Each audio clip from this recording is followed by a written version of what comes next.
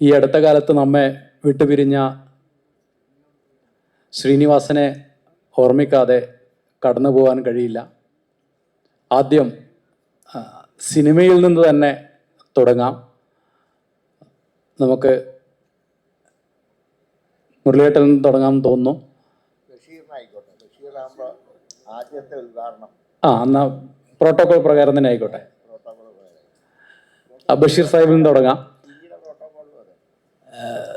സാഹിബ്, ശ്രീനിവാസന്റെ സിനിമയിൽ നിന്ന് ഒരു റൗണ്ട് ചോദ്യം ചോദിച്ച് നമുക്ക് അടുത്ത രാഷ്ട്രീയത്തിലേക്ക് വരാം.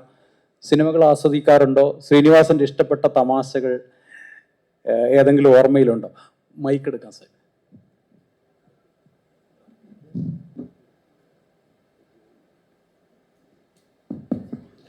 സിനിമ ആസ്വദിക്കാറുണ്ട്. ചെറുപ്പകാലത്തൊക്കെ സിനിമ ഇഷ്ടംപോലെ കണ്ടിരുന്നു. ശ്രീനിവാസൻ എന്നൊക്കെ പറഞ്ഞാൽ നമുക്കൊരു ഹരായിരുന്നു. സിനിമ കാണുമ്പോൾ ആസ്വദിക്കാനുള്ളൂ.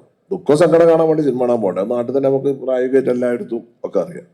അപ്പോൾ അദ്ദേഹത്തിൻ്റെ പല തമാശകളും അദ്ദേഹത്തിൻ്റെ മോഹൻലാലും അദ്ദേഹം തമ്മിലുള്ള 60 വയസ്സിൽ പോയ കാര്യങ്ങളും ഒക്കെ ആ തമാശകളൊക്കെ ആലോചിച്ചാൽ വളരെ നമ്മളെന്നെ അതിലേക്കാണ്ട് ലയിച്ചു പോകും. അങ്ങനെ നാച്ചുറലായിരുന്നു. അത് അഭിനയമെന്ന് പറയാൻ പറ്റില്ലായിരുന്നു. അങ്ങായിരുന്നു അദ്ദേഹം ഒരു പ്രതിഭയായിരുന്നു. നമുക്ക് മറ്റുള്ളവർക്കൊന്നും എത്തിപ്പെടാൻ കഴിയാത്ത ഒരു നാച്ചുറലായിട്ടുള്ള ആളായിരുന്നു. അപ്പോൾ ജോണേട്ട, നമുക്ക് പെട്ടെന്ന് ഈ ഒരു റൗണ്ട് പൂർത്തിയാക്കി നമുക്ക് രാഷ്ട്രീയത്തിലേക്ക് വരാം. രാഷ്ട്രീയത്തിലെ തമാശകളിലേക്ക് വരണം. ജോണേട്ടനൊന്ന്. തമാശ വളരെ ഗൗരവമുള്ളൊരു കാര്യമാണ്. പക്ഷെ നമുക്ക് ഇവിടെ ഒന്നും വലിയ ഗൗരവമൊന്നും വേണ്ട. അതെ അതെ. ഇപ്പൊ പണ്ട് ചിരിച്ച തമാശ കേട്ടാൽ ഇപ്പം ആരും ചിരിക്കില്ല. അതിന്റെ കാരണം എന്താണെന്നുള്ളത് എപ്പോഴും ഞാൻ ആലോചിക്കാറുണ്ട്. വലിയ സിദ്ധാന്തങ്ങളൊക്കെ ഉണ്ട് അതിന്റെ പുറകിൽ. അതൊന്നും പറഞ്ഞാൽ ആരും ചിരിക്കില്ല. അതുകൊണ്ട് കളക്റ്റീവായിട്ട് എല്ലാവർക്കും തോന്നുന്നൊരു തമാശ, ഇന്ന് തോന്നുന്ന തമാശ നാളെ തമാശ ആയിക്കൊള്ളണമെന്നില്ല. ഇപ്പം തന്നെ നമ്മൾ പൊളിറ്റിക്കൽ കറക്റ്റ്നെസ് എന്നൊരു വാക്ക് രാഷ്ട്രീയക്കാരല്ല പറഞ്ഞത്, സിനിമാ നടിമാരാ പറഞ്ഞത്. പണ്ട് പൊളിറ്റിക്കലി ഇൻകറക്റ്റായ കാര്യം കേട്ടിട്ടാണ് നമ്മളൊക്കെ ചിരിച്ചോണ്ടിരുന്നത്. അപ്പം അതൊക്കെ ഒരു ഗൗരവം തന്നെ, ചിരി. അല്ല, ഞാൻ ശ്രീനിവാസന്റെ കാര്യത്തിൽ നിന്നാണ്. ശ്രീനിവാസന്റെ തമാശകളെ കുറിച്ച് തുടങ്ങാന്ന് വിചാരിച്ചിട്ടാണ്. നമുക്ക് ശ്രീനിവാസന്റെ തമാശകൾ മുഴുവൻ, നിങ്ങൾ തമാശ പറയുന്നതല്ല പ്രശ്നം, ആള് ചിരിക്കണം. നമ്മൾ ശ്രീനിവാസൻ തമാശ പറയുന്ന വളരെ ഗൗരവമായിട്ടൊരു വിഷയം എടുത്ത് ആലോചിച്ച് ഇത് പറഞ്ഞാൽ ചിരിക്കുവോ എന്നുള്ളതാണ്. അപ്പം അദ്ദേഹം ഫോട്ടോ എടുക്കുന്ന ഒരു രംഗം ഇല്ലേ? അതെ അതെ. ഫോട്ടോ എടുക്കാൻ കല്യാണം കഴിഞ്ഞിട്ട് രണ്ടാൾ നിന്ന് മാമുക്കായ സ്മൈൽ എന്ന് പറയുന്ന രംഗം ഉണ്ടല്ലോ. ആ രംഗം പോലെ ഒരു രംഗം മലയാള സിനിമയിൽ ആർക്കെങ്കിലും എടുക്കാൻ പറ്റും? ഒരു ഫോട്ടോ, ഒരു സ്റ്റുഡിയോയിൽ പോയിട്ട് അപ്പൊ ഭാര്യ ഭർത്താവിനെ നോക്കുന്നു, അവസാനം ആ ഫോട്ടോ വരുമ്പോ ആകെ കോനാകൃതിയാവും. അപ്പൊ അയാൾ അതിലൊക്കെ ഉള്ള ആ ചിരിയിലൊക്കെ ഈ ഡർക്കീമൊക്കെ പറഞ്ഞിട്ടുണ്ട്, ഒരു വലിയ കളക്റ്റീവായിട്ടൊരു കോൺഷ്യസ്നെസ് ഉണ്ട്. അതിനെ കണ്ടെത്തി നമ്മുടെ മുമ്പിൽ തന്നു എന്നുള്ളതാണ് ശ്രീനിവാസന്റെ മിടുക്ക്. അതെ അതെ. അല്ലാതെ ശ്രീനിവാസൻ നമ്മളെ ചിരിപ്പിച്ചു എന്നൊന്നും ലാഘവമായിട്ട് പറഞ്ഞിട്ട് കാര്യമില്ല. അപ്പൊ സിനിമാ നടന്മാരിൽ പലരും ഈ സിനിമ രംഗത്തുള്ളവർ പറയാറുണ്ട്, ചിരിപ്പിക്കാനാണ് ഏറ്റവും ബുദ്ധിമുട്ട്. ബഷീറിനൊക്കെ അതിന്റെ ട്രിക്ക് അറിയാം. പറഞ്ഞ തമാശ തുടങ്ങുന്നത്. അല്ല, അത് നമുക്ക് അടുത്ത ഘട്ടത്തിലേക്ക് വരാം. രവിയേട്ട, ശ്രീനിവാസന്റെ ഓർമ്മകളിൽ നമുക്ക് തുടങ്ങാം, ഒരു ഓർമ്മിക്കുന്ന തമാശകളിൽ നിന്ന്. ശ്രീനിവാസൻ സിനിമയിൽ വരുമ്പോൾ ഏത് കഥാപാത്രവുമായി അദ്ദേഹം വരുന്നോ നമ്മുടെ മനസ്സിൽ അപ്പോഴേ ഒരു ചിരിയുണ്ടാവും. ഇപ്പം നിങ്ങൾ നോക്കേണ്ട അശോകരാജ്,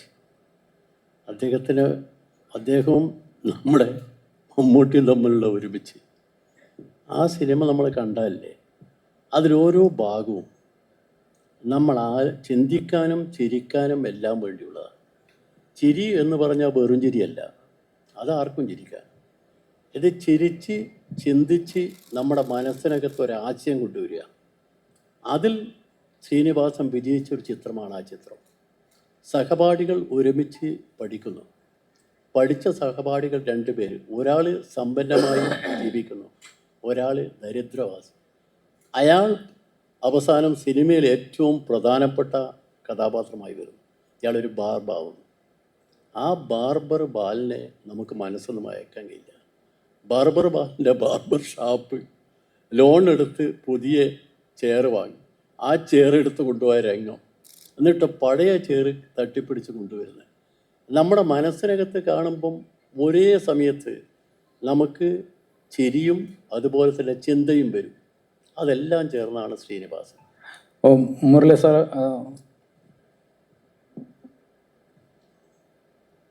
മുമ്പൊക്കെ ഈ ഫുൾ ടൈം രാഷ്ട്രീയക്കാരനാവുന്നതിന് മുമ്പ് എല്ലാ സിനിമയും കാണുന്നൊരു ഏർപ്പാടുണ്ടായിരുന്നു.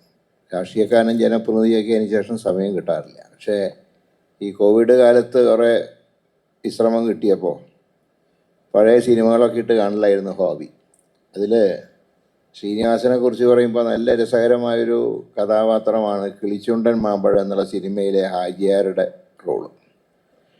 3-ാം കെട്ട് കെട്ടിയ ഹാജിയാരുടെ ആദ്യ രാത്രിയിൽ ആ സീനാണ് ഏറ്റവും ശ്രീനിവാസനെ കുറിച്ച് പറയുമ്പോൾ ഓർമ്മ വരുന്നത്. കാരണം ശരിക്കൊരു മലബാർ ഹാജിയാർ തന്നെയായിട്ട് അദ്ദേഹം മാറി. അദ്ദേഹത്തിനെ കണ്ടാൽ അത് ശ്രീനിവാസൻ എന്നല്ല തോന്നുന്നത്, അതിന് സാക്ഷാൽ ഹാജിയാർ തന്നെ. അത് കഴിഞ്ഞിട്ട് റംസാനിലെ ചന്ദ്രിക എന്നുള്ള പാട്ട് അതിലേറെ ഗംഭീരമായി. അവസാനം ആരു നീ ആരിജ് എന്ന് പറഞ്ഞ ആ സീറ്റിന് അത് എത്ര കണ്ടാലും മതി വരില്ല. ശരിക്കും പറഞ്ഞാൽ ആസ്വദിച്ച് ചിരിക്കാൻ പറ്റിയൊരു സീനായിരുന്നു ശ്രീനിവാസൻ്റെ. മറ്റു ഈ പറഞ്ഞ പോലെ ഒരുപാട് കഥാപാത്രങ്ങളുണ്ട്, പക്ഷെ അതിലേറ്റവും എന്നെ ആകർഷിച്ചതും ചിരിപ്പിക്കുന്നതും ഈ രംഗമാണ്. അപ്പോൾ നമുക്ക് രാഷ്ട്രീയത്തിലെ ചിരി എന്ന വിഷയത്തിലേക്ക് വരാം. ഞാനിങ്ങനെ ചിരിയുടെ കാര്യങ്ങളെക്കുറിച്ചൊക്കെ ജോണാട്ടൻ പറഞ്ഞാണ് സത്യം. പഴയ ചിരി കേട്ടാൽ പുതിയ കാലത്ത് ചിരിക്കുമോ എന്നറിയില്ല, ചിരി വരുമോ എന്നറിയില്ല. പക്ഷേ എനിക്ക് ചില തമാശകൾ കേൾക്കുമ്പോൾ ഇപ്പോഴും വളരെ ആസ്വദിക്കാനും അതിൻ്റെ രംഗങ്ങളൊക്കെ വിഷ്വലൈസ് ചെയ്യാനും പറ്റാറുണ്ട്. അതിലൊരു തമാശ സീതി ഹാജി ഒരിക്കൽ നിയമസഭയിൽ വന്നപ്പോൾ പറഞ്ഞു എന്ന് പറയപ്പെടുന്ന ഒരു തമാശയാണ്.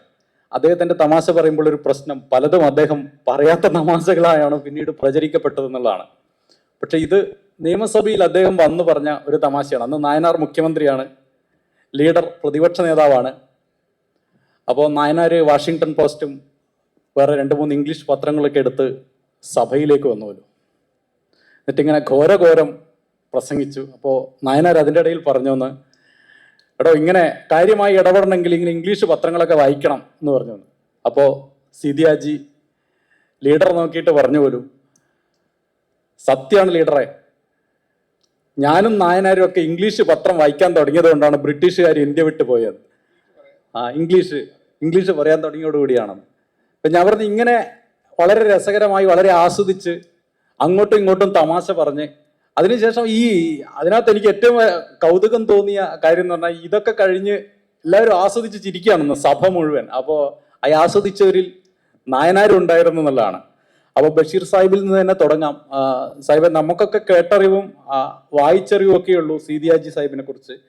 അദ്ദേഹത്തിൻ്റെ ഓർമ്മകളിൽ നിന്നുള്ള നല്ല രസകരമായ തമാശകൾ എന്താണ് ഉള്ളത്, ഓർത്തെടുക്കാൻ പറ്റുമോ? ഇവിടെ എല്ലാവർക്കും അറിയാലോ എൻ്റെ വാപ്പാനെ പറ്റിയാണ് പറയണത്. വാപ്പൻ്റെ വാനെ പറ്റി പറയണം.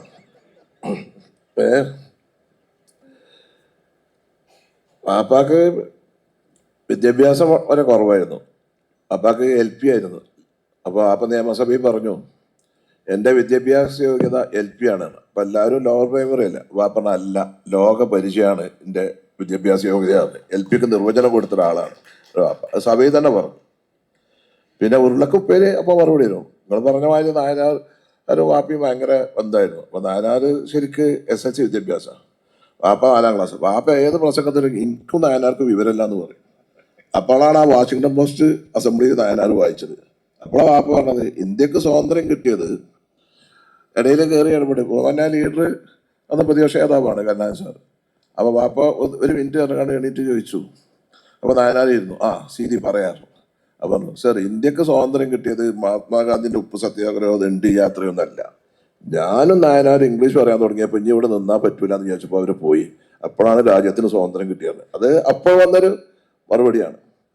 പിന്നെ ചില സമയത്ത് പെട്ടെന്ന് ചില കാര്യങ്ങളൊക്കെ വരും. അപ്പോൾ പണ്ട് നമ്മുടെ സുഗതകുമാരി ചേച്ചി കവി, അപ്പം ഈ മരം അന്ന് 82 വരൾച്ച വളരെ ഇതായപ്പം നമുക്ക് ഈ കൂപ്പ് ബിസിനസ് കച്ചവടം. അപ്പം ഈ മരം മുറിച്ചിട്ടാണ് മഴ ഉണ്ടാകുമ്പോൾ അപ്പോൾ അസംബ്ലിയിൽ ഭയങ്കര ഡിസ്കഷൻ വന്നു. അപ്പോൾ ആ ചോദിച്ചാൽ അങ്ങനെയാണെങ്കിൽ അറബിക്കടലുമായാണ് എങ്ങനെ അവിടെ മരമല്ലല്ലോ പറഞ്ഞു.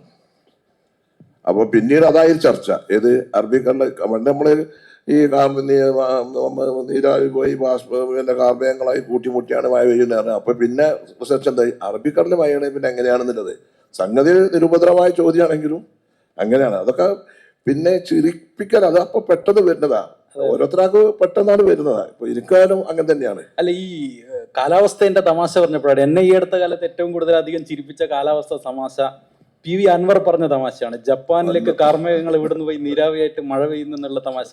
ഇങ്ങനെ ഇതൊക്കെ അത് സീരിയസ് ആണെന്നുള്ളതാണ് അതിലത്തെ തമാശ. അതെ അതെ അതെ, ഗൗരവത്തിൽ പറഞ്ഞതാ.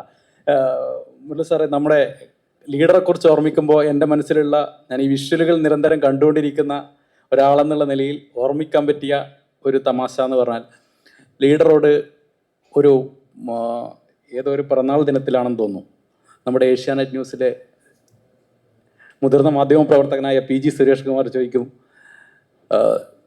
തിരിഞ്ഞു നോക്കുമ്പോൾ എന്ത് തോന്നുന്നു. അപ്പോൾ മൂപ്പരിങ്ങനെ തിരിഞ്ഞു നോക്കിയിട്ട് പറയും, പെട്ടെന്ന് തിരിഞ്ഞു നോക്കും, എന്നിട്ട് പുള്ളി പറയും ഓക്കെ ആണോ എന്ന് പറയും. അപ്പോൾ ഇങ്ങനെ പെട്ടെന്ന് അവരുടെ തമാശകൾ എന്ന് പറയുന്നത് നമ്മൾ പ്രതീക്ഷിക്കുന്നതിലും വേഗത്തിലാണ് കിട്ടുക. ലീഡറുടെ തമാശകൾ എങ്ങനെയാണ് ഓർത്തെടുക്കാൻ വേണ്ടി പറ്റുന്നത്? എന്തെങ്കിലും അങ്ങനെ ഈ ലീഡറുടെ തമാശ എന്ന് പറഞ്ഞാൽ കോൺവെർസേഷനിലുള്ള തമാശ ഏറ്റവും രസം, അല്ലാതെ ഒരു പ്രസംഗത്തിലൊക്കെ തമാശ പറയുന്നതല്ല.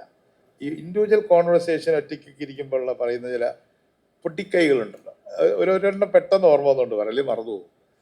അപ്പോൾ ലീഡറെ കാണാൻ ഞാൻ പലപ്പോഴും ഒറ്റയ്ക്കൊക്കെ പോകേണ്ട വന്നിട്ടുണ്ട്. എന്നോട് വളരെ കാര്യമായിരുന്നു. നാളെ അസംബ്ലി തുടങ്ങുകയാണ്, അവിടെ പൂരായിരിക്കും ഇനി നാളെ, എന്തൊക്കെയോ ആരോപണം. അല്ല, പൂരല്ല, ഭരണി.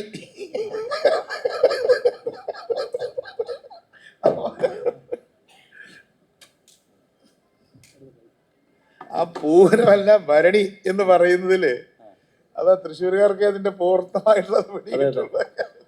മുരളി സാർ എങ്ങനെയാണ് അല്ല, അദ്ദേഹത്തിൻ്റെ ഇതിനെക്കുറിച്ച് പറയുമ്പോൾ ഒരിക്കൽ ഞാൻ ഈ നിയമസഭയിലേക്ക് 2011 വന്നപ്പോൾ ഈ സ്പീക്കർ ഇലക്ഷൻ്റെ ഒരു വോട്ടിങ്ങിനെ പറ്റി, ഒരു സ്പീക്കർ ഇലക്ഷനാണ് പിറ്റേ ദിവസം. അപ്പോൾ അതിൻ്റെ വോട്ടിങ്ങിനെ കുറിച്ചൊരു ചർച്ച വന്നപ്പോൾ ഉമ്മൻചാണ്ടി എൻ്റെ പിതാവിനെ കുറിച്ച് പറഞ്ഞൊരു തമാശയുണ്ടായി.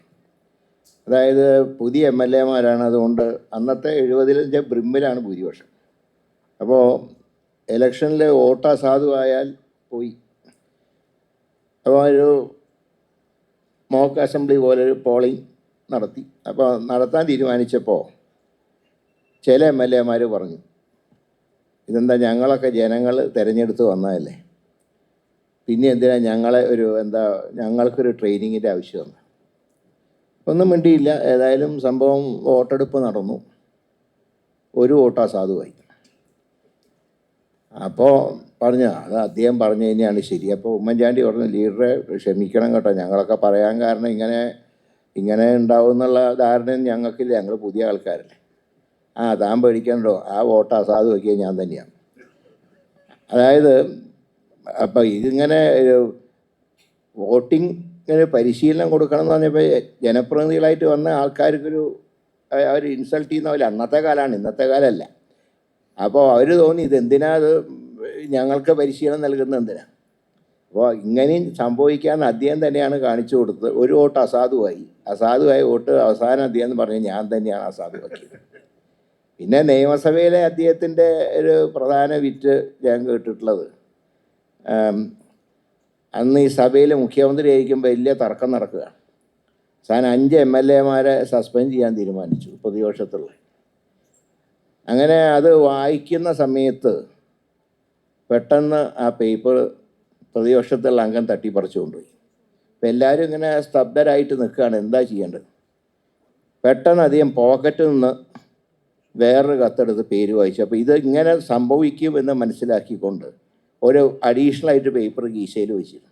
അപ്പോൾ അത് പെട്ടെന്ന് എടുത്ത് സസ്പെൻഡ് ചെയ്തായിട്ട് വായിക്കുകയും സ്പീക്കർ അംഗീകരിച്ച് 5 പേരെ സസ്പെൻഡ് ചെയ്യുകയും ചെയ്തു.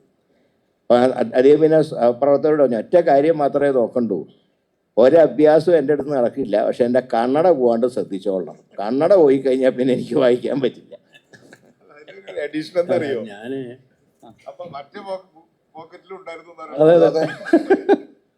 ഞാൻ അദ്ദേഹവുമായിട്ട് വളരെ അടുപ്പമായിരുന്നു. 2005 ഞാൻ പാർലമെൻറ്റിൽ മത്സരിക്കുമ്പോൾ അദ്ദേഹമായിരുന്നു ഒരു കരുത്ത്. അപ്പോൾ ഒരു ദിവസം രാത്രി എന്നെ വിളിച്ച് പറഞ്ഞു, നിങ്ങൾ എന്താ ആലോചിക്കുന്നത്? ജയിക്കണം, ജയിക്കാനുള്ള വഴിയൊക്കെ ഞാൻ ഉണ്ടാക്കുന്നുണ്ട്, നിങ്ങൾ സ്ട്രോങ് ആയിട്ട് നിന്നോ. ആ വാക്കിൽ ഒരു സാധാരണ നമ്മളെ കുറിച്ച് ആശ്വസിപ്പിക്കാനുള്ള വാക്കല്ല, എല്ലാ കാര്യത്തെക്കുറിച്ചും കൃത്യമായി നിശ്ചയമുള്ളൊരു വാക്കാണ്. രാഷ്ട്രീയത്തിൽ ഒരുപാട് കാര്യങ്ങളെക്കുറിച്ച് കൃത്യമായ നിലപാടുള്ള ഒരാളാണ് അദ്ദേഹം. പാലക്കാട് ഞാൻ പോയൊരു പ്രസംഗം നടത്തി. ആ പ്രസംഗത്തെ പറ്റി ഏതോ ഒരു പത്രത്തിനകത്ത് തെറ്റായി പറഞ്ഞു, ലീഡറെ കുറിച്ച് പറഞ്ഞു. അപ്പോൾ എന്നെ വിളിച്ചിട്ട് പറഞ്ഞു, അതൊന്നും താൻ കാര്യമാക്കണ്ട. അത് രാഷ്ട്രീയത്തിൽ അതുപോലുള്ള ആളുകൾ കുറച്ച് പേരുണ്ട്. അല്ല എനിക്ക് ഞാൻ അതെ അതിൽ ഒരാളെ ഞാൻ പറയാം, നമ്മൾ വിട്ടുപോയൊരു നായനാര്. അല്ല ഞാൻ നായനാറിലേക്ക് വരാമെന്ന് വിചാരിച്ചിട്ടുണ്ട്. ഇപ്പോൾ എൻ്റെ ഓർമ്മയിലുള്ള വേറൊരു ദൃശ്യം എന്ന് പറയുന്നത് എറണാകുളം ഉപതെരഞ്ഞെടുപ്പിലാന്ന് തോന്നുന്നു. അന്ന് ഇന്ദിരാ കോൺഗ്രസ് ഉണ്ടായ സമയമാണ്. അപ്പോൾ സെബാസ്റ്റ്യൻ പോൾ മത്സരിക്കുകയാണ്. അപ്പോൾ ലീഡറോട് ചോദിക്കുകയാണ്, ആര് ജയിക്കും ചോദിക്കുകയാണെന്ന്. അപ്പോൾ ടി വി കണ്ടോണ്ടിരിക്കുക. നമ്മളെല്ലാവരും ടി വി കാണുന്നവരാണല്ലോ എന്ന് പറയും. അപ്പോൾ ഞാൻ അതെ ടി വി നോക്കുക. അത് നൽകുന്ന സൂചനകളുണ്ടല്ലോ. അത് ഒരു ശരിക്കത് രാഷ്ട്രീയ ദീർഘദൃഷ്ടിയുള്ളവർക്ക് മാത്രം സാധ്യമായിട്ടുള്ള കാര്യമാണ്. നായനാരുടെ തമാശയെക്കുറിച്ച് പറയുമ്പോൾ എൻ്റെ ഓർമ്മയിലുള്ള ഒരു തമാശ എന്ന് പറയുന്നത്, മുഖ്യമന്ത്രിയോട് ചോദിക്കാന്നുള്ള പരിപാടിയിലേക്ക് ഒരു കുട്ടി വിളിക്കുന്നതാണ്. നല്ല രസകരമായൊരു സന്ദർഭമാണത്. ഒരു കുട്ടി ലൈവാണ് അതൊക്കെ. അതായത് നമ്മൾ പ്ലാൻ ചെയ്തിട്ട് പറയുന്ന പോലെയല്ല. ഇപ്പോൾ നമ്മുടെയൊക്കെ ഞാനിപ്പോൾ പരിപാടി ചെയ്യുമ്പോഴായാലെല്ലാം നമ്മളെല്ലാം റെക്കോർഡ് ചെയ്ത് നമ്മൾ റെക്കോർഡായിട്ട് ഇത് ലൈവിലിരുന്നിട്ട് പറയാണ്. ഒരു കുട്ടി വിളിച്ച് ചോദിക്കുകയാണ്, നായനാരല്ലേ എന്ന്. അപ്പോൾ ഈ നായനാരല്ലേ എന്ന് വിളിക്കുമ്പോൾ സ്വാഭാവികമായിട്ടും നമ്മളുടെയൊക്കെ ഒരു പുതിയ ആളുകൾക്ക്, അല്ലെങ്കിൽ നമ്മുടെ ഒരു പ്രത്യേക പ്രോട്ടോകോൾ പ്രകാരമൊക്കെ ഇരിക്കുന്ന ഒരു അവസ്ഥയാണ്. ഞാൻ ആദ്യം ചിന്തിച്ച പോയിന്റ് അതാണ്. എൻ്റെ തമാശയിലേക്ക് പിന്നീട് വരാം. നായനാരല്ലേ എന്ന് ചോദിക്കുമ്പോൾ നായനാർ ചിരിച്ചുകൊണ്ട് അതെ ആരാന്ന് ചോദിക്കുക. അപ്പോൾ ഇവനെ സ്കൂളിൽ പഠിക്കുന്ന ഒരു ചെറിയ ചെക്കനാണ്. അപ്പോൾ അവൻ പറയാണ്, ഇങ്ങനെ ഞാൻ വിദ്യാർത്ഥിയാണ് എന്ന് പറഞ്ഞു. ആ ശരി, എന്താ ചോദിച്ചു. അപ്പോൾ പറഞ്ഞ് ഇവിടെ അധ്യാപകരില്ലാന്ന്. അപ്പോൾ അധ്യാപകരില്ലാണ്ട് നീ എങ്ങനെ അവിടെ വിദ്യാർത്ഥിയായി നീ തിരിച്ചിട്ട്.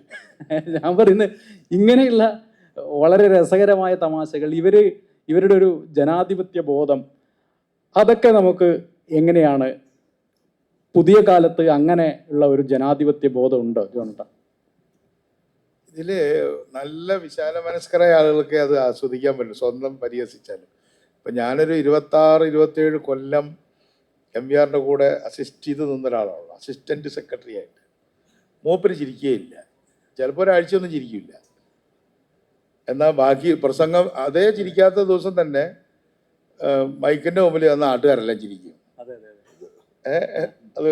അതൊരു പ്രത്യേക ഒരു രീതിയാണ്.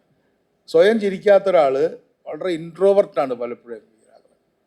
പക്ഷേ ഈ ഇൻട്രോവർട്ടായ ആൾ കാണാം മൈക്കിന് മുമ്പിൽ നിൽക്കുമ്പോൾ ഈ പറഞ്ഞ നായനാരെയായിട്ടായാലും വേറെ ആൾക്കാരെ തമാശ പറയാനും പണ്ട് ലീഡറെ കുറിച്ചായാലും ഒക്കെ പറയുമ്പോൾ ആൾക്കാർ കുടുകൂടാന്ന് ചിരിക്കും. അതൊരു അസാമാന്യമായ കഴിവാണ്. പക്ഷേ ഈ MVRനെ കൊണ്ട് സിനിമയ്ക്ക് പോകാൻ പറ്റില്ല.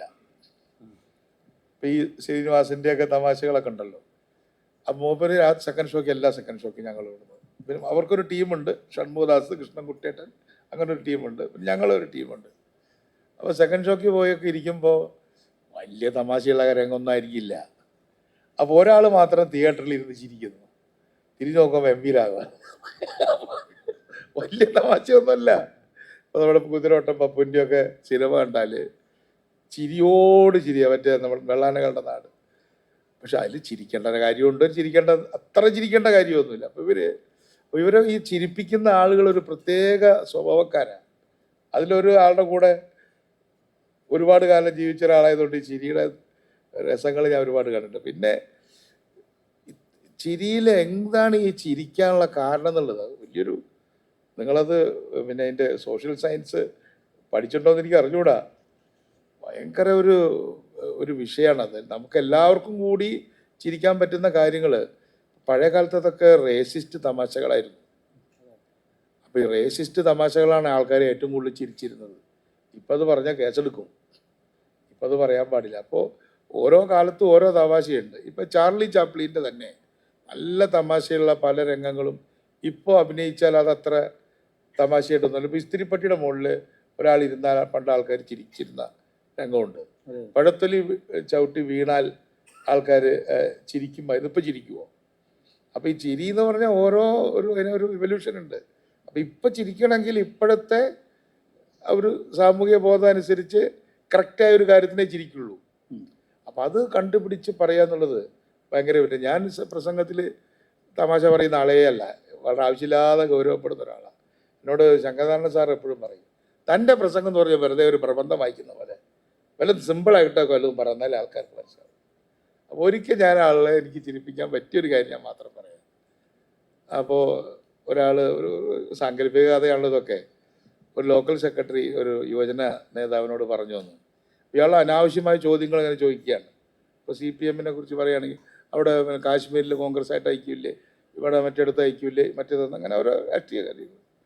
അപ്പോൾ LC സെക്രട്ടറി പറഞ്ഞു വന്നു, നിൻ്റെ അടുത്ത് ഞാൻ പല പ്രാവശ്യമായിട്ട് പറയുകയാണ്, ഈ പാർട്ടി ഓഫീസിലിരുന്ന് രാഷ്ട്രീയം പറയരുത്.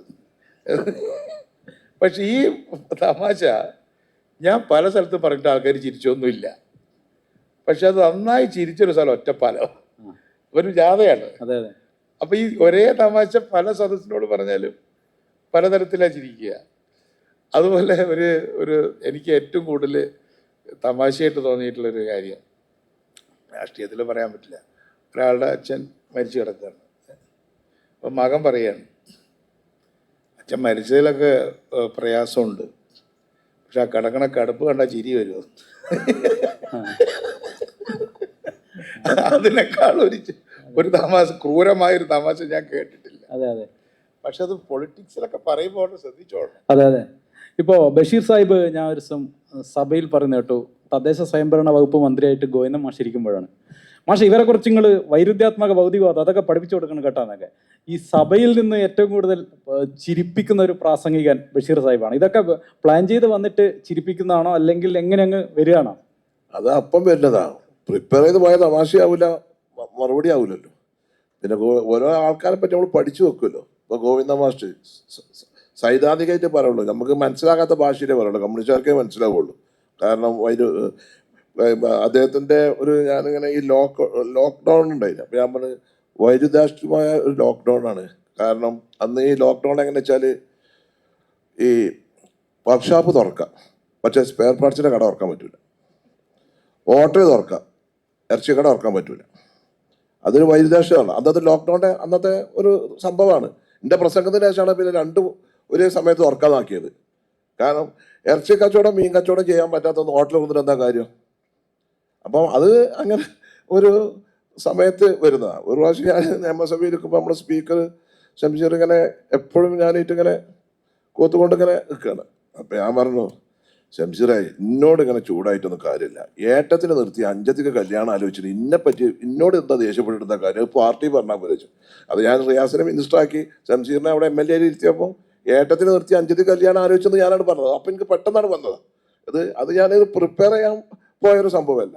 അപ്പം അത് ഈ പെട്ടെന്ന് നമുക്ക് ഓരോ ഉരുളക്ക് ഉപ്പേരി മറുപടി ഇതാണ്. ചില സമയം ഇപ്പോൾ നമ്മുടെ ശിവൻകുട്ടി മിനിസ്റ്റർ ഈ അദ്ദേഹത്തിൻ്റെ ഓഫീസിൽ ഇങ്ങനെ ഈ ചില മതപണ്ഡിതമായ നേതാക്കന്മാരെങ്ങനെ പാർട്ടി പോളിറ്റ് ബ്യൂറോ മെമ്പർമാരെ കൊണ്ടുപോകണം അതിലിങ്ങനെ ആനയിച്ച് കൊണ്ടുപോയപ്പോൾ ഞാൻ ചോദിച്ച അസംബ്ലിയിൽ അങ്ങനെ പ്രശ്നം ഞാൻ അവസാനം ഞാനൊരു ഇംഗ്ലീഷ് പറഞ്ഞതാണ്, വാട്ട് ഹാപ്പൻ ടു യു ചോദിച്ചു. അപ്പോൾ സഭ എല്ലാവരും ചിരിച്ചു.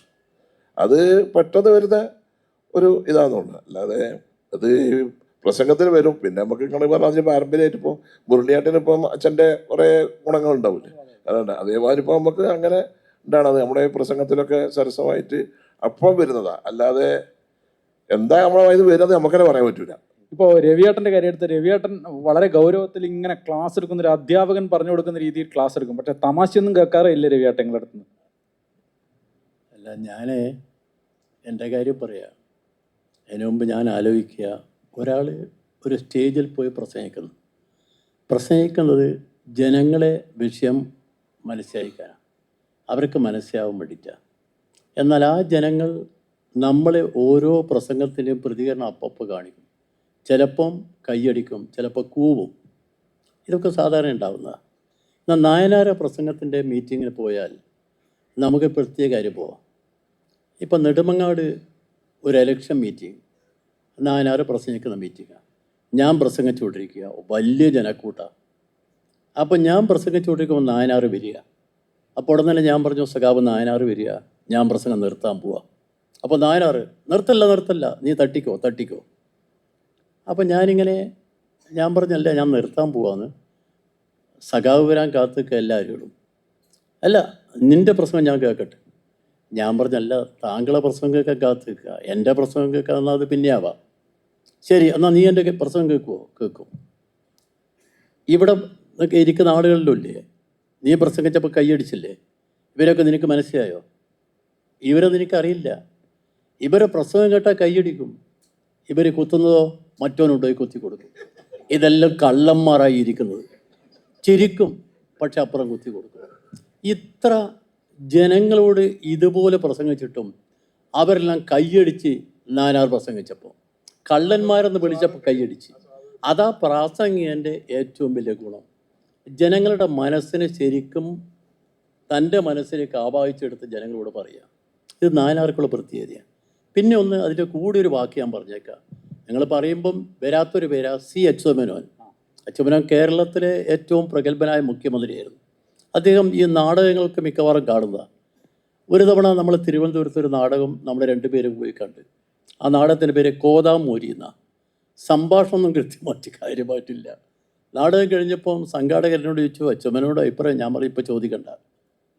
ഞാൻ ചെന്നപ്പോൾ ഞാൻ ചോദിച്ചു, എങ്ങനെയുണ്ടായ നാടകം? എന്ത് നാടകം? കണ്ട ആൾക്ക് മനസ്സിലാവട്ടെ. ആൾക്ക് മനസ്സിലാവുന്ന നാടകം എന്താ എന്ന് പറഞ്ഞാൽ, ജനങ്ങൾ നമ്മളുമായിട്ടുള്ളൊരു കമ്മ്യൂണിക്കേഷൻ ഉണ്ട്. ആ കമ്മ്യൂണിക്കേഷന് പറ്റുന്ന രീതിയിൽ നമ്മൾ അവതരിപ്പിക്കണം. അതാണ് പ്രസംഗത്തിൻ്റെ സാധാരണ രീതി. പിന്നെ ഞാൻ പ്രസംഗിക്കുന്ന ഇല്ല, ചിരിക്കില്ല. അത് ചിരിക്കും, പക്ഷേ അദ്ദേഹത്തിൻ്റെ ഉള്ളിൻ്റെ ഉള്ളിൽ ഒരു ചിരിയുണ്ട്. ആ ചിരിയാണ് ഈ വാക്കിലുണ്ടായത്.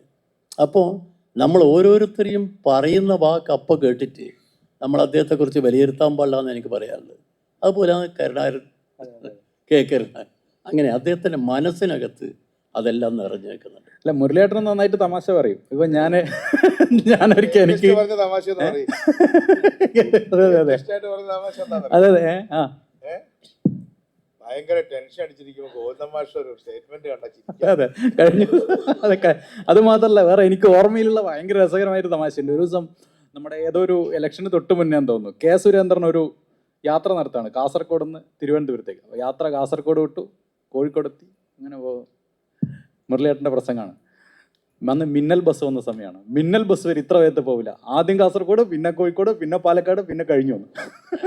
ഭയങ്കര ജാഥയെ കുറിച്ചുള്ള ലീഡറുടെ കമന്റ് എന്താണെന്നറിയോ? അപ്പോ ഉമ്മൻചാണ്ടിയേട്ടൊക്കെ നല്ല അകൽച്ചയിൽ നിൽക്കുക. പൊതുവെ കെ കരുണാകരൻ പങ്കെടുക്കാത്ത ഒരു ഉദ്ഘാടനവും ഒരു സംസ്ഥാന പരിപാടിക്കില്ല. അതെ. അപ്പം അത് ആരും അങ്ങനെ പറഞ്ഞിട്ടൊന്നുമില്ല, എന്നാലും അങ്ങനെ നടന്നു അത്. അപ്പോൾ നെയ്യാറ്റിൻകര പാറശാലയിൽ നിന്ന് കാസർഗോട്ടേക്കാണ് ഉമ്മൻചാണ്ടിയുടെ ജാഥ പോകണം. അപ്പോൾ ലീഡറയിൽ ഉദ്ഘാടന സമ്മേളനത്തിൽ വന്നിട്ടില്ല. അതിൻ്റെ ഈർഷ്യയും ഒക്കെ ഉണ്ട്. അപ്പോൾ ഒരാൾ പത്രക്കാർ ചോദിച്ചു, അല്ല ലീഡറെ, ഇപ്പോൾ ഉമ്മൻചാണ്ടിയുടെ ജാഥ എന്താ ഒരു തലതിരിഞ്ഞ അല്ലേ ഇവിടുന്ന് ജാഥ? അല്ല, ഞാൻ മുരളിയേട്ടനോട് ചോദ്യത്തിലേക്ക് വരാം. ഈ തമാശകളൊക്കെ എങ്ങനെയാണ്? പെട്ടെന്ന് ചിന്തിച്ചങ്ങ് പറയാണോ, അല്ലെങ്കിൽ ഇതൊക്കെ പ്രിപ്പയർ ചെയ്തിട്ട് വരുമോ? അല്ല, പ്രിപ്പയർ ചെയ്തിട്ടൊന്നും പോകാറില്ല. ഈ പറഞ്ഞ പോലെ കുറച്ച് പാരമ്പര്യമായിട്ട് അച്ഛൻ്റെ കുറച്ച് തമാശകൾ കിട്ടി കാണുമല്ലോ. അങ്ങനെ പെട്ടെന്ന് ഞാൻ പറയാറുണ്ട്. ആലോചിച്ച് ഒരു തമാശ പറയാൻ പറ്റില്ല. തമാശ എങ്ങനെയാണ് തമാശയായിട്ട് മാറുന്നത്? നമ്മൾ പെട്ടെന്ന് റെസ്പോണ്ട് ചെയ്യുമ്പോഴാണ് തമാശയായിട്ട് മാറുന്നത്. അല്ല, നമ്മൾ ആലോചിച്ച് ഒരു തമാശ ഉണ്ടാക്കിയാൽ അത് പണ്ട് ഒരു സിനിമകളുടെ ശ്രീനിവാസൻ്റെ പറഞ്ഞ പോലെ ഒരു മറ്റേ എന്താ പറയേണ്ടത്, പഴയ ഫലിതബിന്ദുക്കൾ നോക്കിയിട്ട് അസ്ഥാനത്ത് പോയിട്ട് ഭാര്യയോട് തമാശ പറഞ്ഞിട്ട് ഭാര്യയ്ക്ക് ബോറടിച്ച പോലെ നമ്മൾ അങ്ങനെ പ്രിപ്പയർ ചെയ്ത് കൊണ്ടുവന്നാൽ അത് ബോറടിക്കും. നേരെ മറിച്ച് സ്പോണ്ടേനിയസ് ആയിട്ട് വരണം. പെട്ടെന്ന് ചോദ്യത്തിന് പെട്ടെന്നൊരു മറുപടി ആയിട്ട് വരണം. പക്ഷേ ഇപ്പോൾ വേറൊരു കാര്യം കൂടെ സൂക്ഷിക്കണം. നമ്മൾ പറയുന്ന മുമ്പൊക്കെ തമാശ പറഞ്ഞാൽ ആസ്വദിച്ചത്. ഇപ്പോൾ തമാശയിൽ എന്തെങ്കിലും കുഴപ്പമുണ്ടോ അതിനെ ജാതിയും മതപരമായിട്ട് വരെ വ്യാഖ്യാനിക്കുന്നൊരു കാലഘട്ടം. തമാശ പറയുമ്പോഴാണ് ഇപ്പോൾ ഏറ്റവും ശ്രദ്ധിക്കേണ്ടത്. സീരിയസ് ആയി അല്ല, അത് ശരിക്കും അത് ശ്രദ്ധിക്കേണ്ട കാര്യമല്ലേ? കാരണം നമ്മൾ ഈ ഒരു പുതിയ കാലഘട്ടത്തിലേക്ക് വരുമ്പോൾ തമാശകൾ പറയുമ്പോൾ അതിനകത്ത് ഒരു രാഷ്ട്രീയം കൂടി ഉണ്ടാവണം എന്നുള്ളത് ശ്രദ്ധിക്കേണ്ട കാര്യം കൂടിയല്ലേ ശരിക്കത്? അല്ല, ശ്രദ്ധിക്കേണ്ടതെന്ന് പറഞ്ഞാൽ നമ്മൾ പറയുന്ന ഉദ്ദേശവും അതിനെ ദുർവ്യാഖ്യാനം ചെയ്യുന്നതായിട്ടുള്ള വ്യത്യാസമുണ്ട്. നമ്മൾ പറയുമ്പോൾ ഇത് ദുർവ്യാഖ്യാനം ചെയ്യുന്ന ഉദ്ദേശം ഉണ്ടാവില്ല. ഞാനൊരിക്കൽ ഇവിടെ ഞാൻ ആളുടെ പേരൊന്നും പറയുന്നില്ല, എല്ലാവർക്കും അറിയാം അടുത്ത കാലത്ത്. ഞാനൊരു വനിതയായിട്ടുള്ളൊരു ഭരണാധികാരിയെക്കുറിച്ച് ഞാനൊരു വിറ്റടിച്ചു അവരുടെ സ്ഥാപനത്തിൻ്റെ മുമ്പിലാണ്. ആൾ കാണാനൊക്കെ കൊള്ളാം, പക്ഷെ വായ തുറന്നാൽ കൊടുങ്ങല്ലൂർ ഭരണിപ്പാട്ടാന്ന് പറഞ്ഞു. അവസാനം പിറ്റേന്ന് എന്തായി, എൻ്റെ വീടിൻ്റെ മുമ്പിൽ സമരം. ഞാൻ ഉദ്ദേശിച്ച അങ്ങനെയൊന്നും ഉദ്ദേശിച്ചില്ല.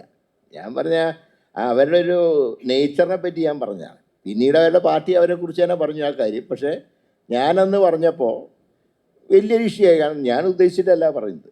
അപ്പോൾ നമ്മളൊരു കാര്യം പറയുമ്പോൾ, ഒരു തമാശ പറയുമ്പോൾ അതിനെ തമാശയായിട്ട് എടുക്കണം, നേരെ മറിച്ച് അതിനെ ഗൗരവത്തിലെടുത്ത് ഇല്ലാത്ത ഇഷ്യൂ ഉണ്ടാക്കരുത്. രവിയേട്ടാ, നമ്മൾ ഇതിൻ്റെ ഒരു തുടർച്ചയായിട്ട് തന്നെ 4 പേരിലേക്കും പോവാം. ഇപ്പോൾ ഒരു തമാശകൾ പറയുമ്പോൾ അതിനകത്തുള്ള പൊളിറ്റിക്കൽ കറക്റ്റ്നെസ്, അതിനകത്ത് രാഷ്ട്രീയം കൃത്യമായി ഉണ്ടാവണം എന്നുള്ളൊരു തോന്നൽ രവിയേട്ടനുണ്ടോ? തീർച്ചയായിട്ടും.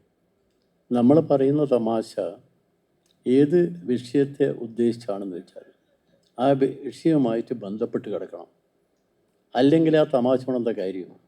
ഒരു കാര്യമില്ല. നമ്മൾ ജനങ്ങളും നമ്മളും തമ്മിലൊരു കമ്മ്യൂണിക്കേഷൻ ഞാൻ നേരത്തെ പറഞ്ഞല്ലോ, അതാണ് ഈ പ്രസംഗം എന്ന് പറയുന്നത്. പ്രസംഗം നമ്മൾ എവിടെയെങ്കിലും പോയിട്ട് പ്രസംഗം പരിശീലിച്ച് വരുന്നതല്ല. നമ്മളൊക്കെ ജീവിതത്തിൻ്റെ ഭാഗമായി പ്രസംഗകരാകുക. പ്രസംഗം ഞാനാദ്യം സ്കൂളിലൊരു പ്രസംഗം നടത്തി, നെഹ്റുവെക്കുറിച്ചാണ്, പണ്ഡിറ്റ് ജവഹർലാൽ നെഹ്റു. ഞാൻ പിന്നെ കമ്മ്യൂണിസ്റ്റുകാരനായി. അപ്പോൾ രാഷ്ട്രീയവും ഈ സംഭവങ്ങളും തമ്മിലുള്ള ബന്ധം, ഇപ്പം നമ്മളിപ്പം നേരത്തെ KM പറഞ്ഞ എനിക്ക് വളരെ ഫീൽ ചെയ്തു.